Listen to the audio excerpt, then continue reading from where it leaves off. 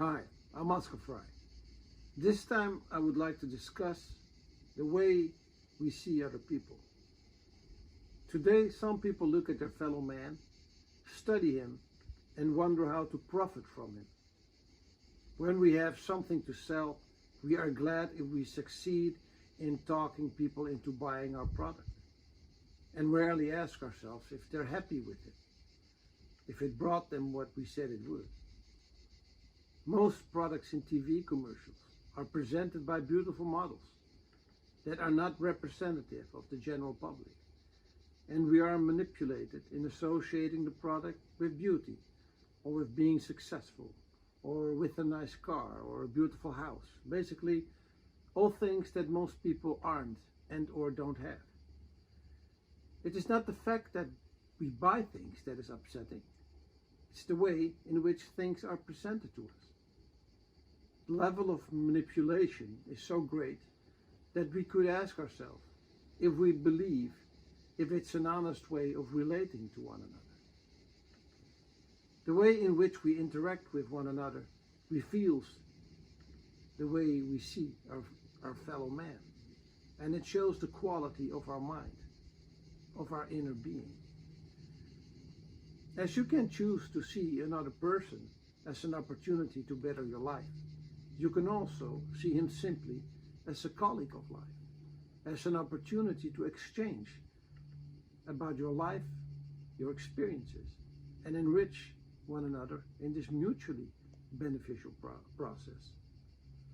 I encourage people to think about how they see their fellow man and how they choose to communicate with other people, and especially to mind all that we say to people. Everything you do, think and say builds continuously what you currently are and what you are in the making, what you are becoming. There are spiritual laws that govern us, and every action has its consequence. If you persist in rightful action, for example, and discipline yourself in doing good, then sooner or later you will find yourself walking in the sunshine. The working of these mechanisms is invisible, but still it's there. Just like when we read the time of our watch and neglect to appreciate the intricate clockwork hidden inside it that makes it happen. So we look at what we find on our plate every day without wondering where it came from. But if you analyze that what you find on your plate, and if you ask yourself if it could have a connection with earlier decisions or events in your life, you may discover the mechanisms in place underneath the surface of your visible world, and so you can construct deeper meaning that will sooner or later make you see that your life has indeed a purpose and a plan. The reason of being of major events in our life could well have their origin in your life plan, made up before you came back to this world. And so you can't recall this consciously. But under hypnosis, for example, you could perhaps.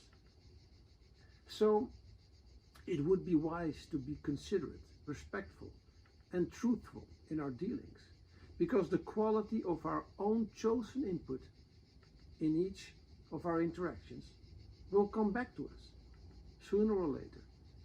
And even if you don't care because you can't see things happening, you would still rather be pleasantly surprised by the return on your previous actions than being confronted with unpleasant situations.